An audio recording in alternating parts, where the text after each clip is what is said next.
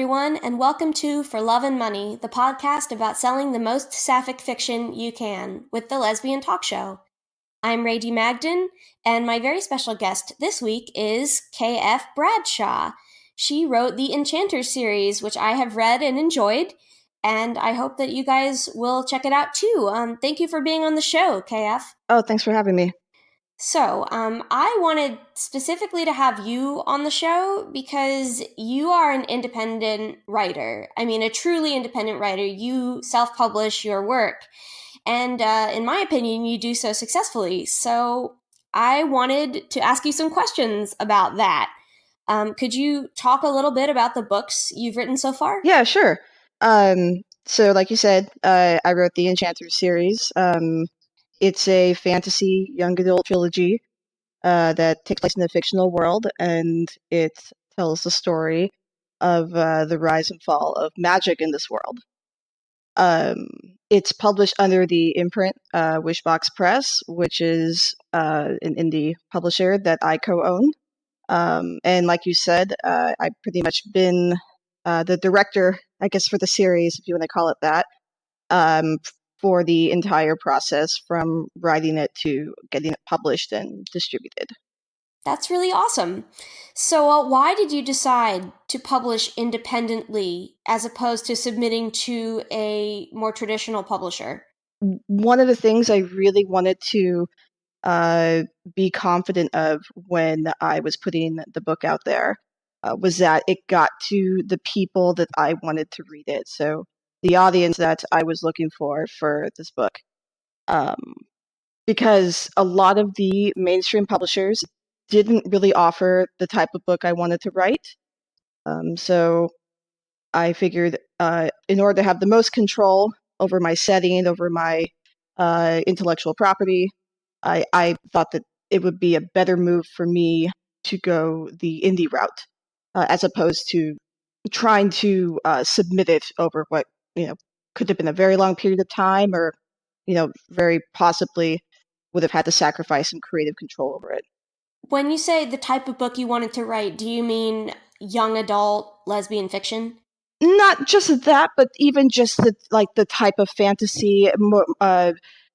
It's obviously, the Enchanters has at the forefront a lesbian couple from a big publishing house. There are many lesbian novels out there, but I had yet to find one that had that, as well as just a larger cast of strong female characters that, you know, male characters that were written in a way that was, realistic, that they formed equal relationships with the female characters, and then also just having the world building and just a larger original world that all of this could take place in, and as well as just a setting that, if I wanted to, could expand beyond the scope of just the Enchanter series.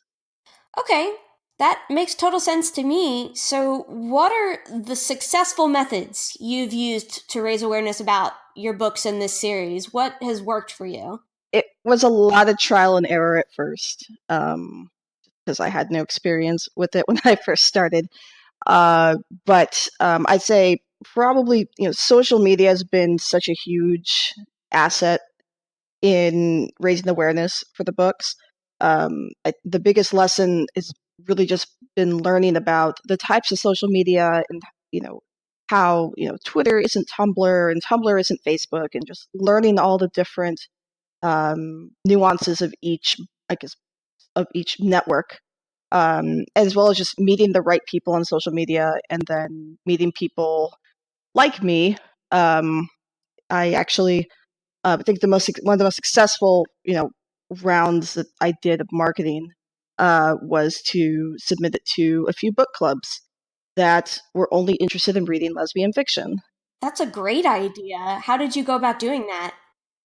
To be honest with you, I just searched for it. I just searched for lesbian book clubs, and I found a few on Tumblr. And one particular, the president was super great. She, I gave her a copy of the book. She took it. She handed it out to her readers.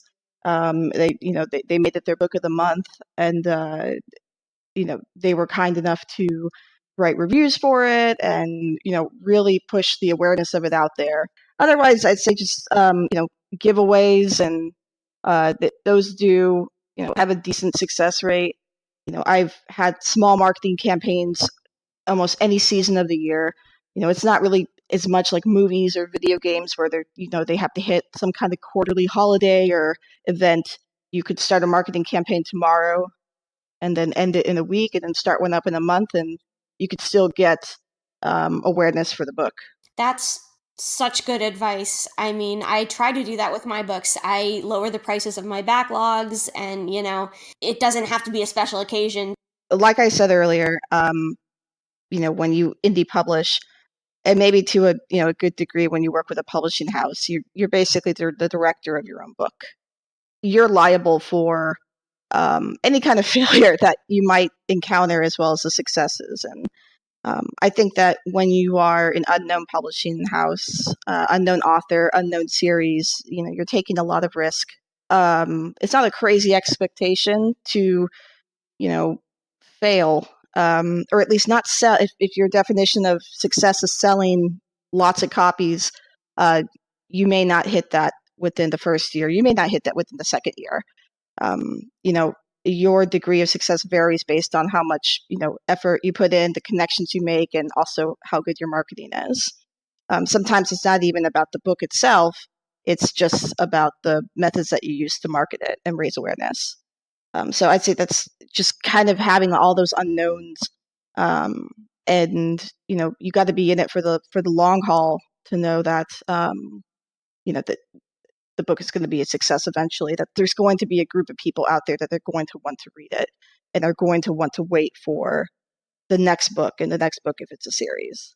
Well, I was very excited when I heard that you were doing the sequel, so you got me hooked on the first one. What Thanks. advice do you what advice do you have for other people who are considering this particular path to publishing? Be prepared to seemingly fail at first. If you don't sell a copy in your first month, that's okay. If you don't sell two within the first 6 months, that's okay too. It really is to be expected. And then, there comes a month when you go and you look at, your numbers and your ratings and if you've got reviews and you're like, wow, I did this by myself. So that's always neat. The other thing is just be prepared to do a lot more than just writing your book. I have to manage everything from actually writing the book to helping make sure that, I get the right people to design things like a logo, the book cover, uh, for different formats, handling things like ISBNs. Somebody has to do that. Working with the, small press departments of bookstores if you want the book to be on shelves in the physical store, getting it formatted, doing all the press announcements. I would definitely advise people if you have the cash to spare, try to find a publicist. Um, Most of them that I've worked with, they work hourly, so they could only work during the times that you're doing your big marketing pushes.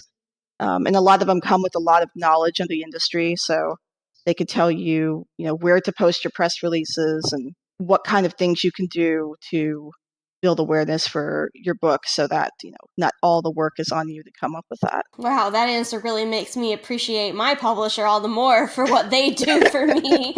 I just have to write the book and send it in and then do edits. That's like it. And the one book I did self-publish, I self-published with a co-author and I made her do all that. So It worked out. it worked out. But I'm in total awe of you for doing all that extra mile stuff. But in return, I hope you're very proud of your fully self-realized result. Oh, thank you. Yeah, I definitely am. It's a lot of fun.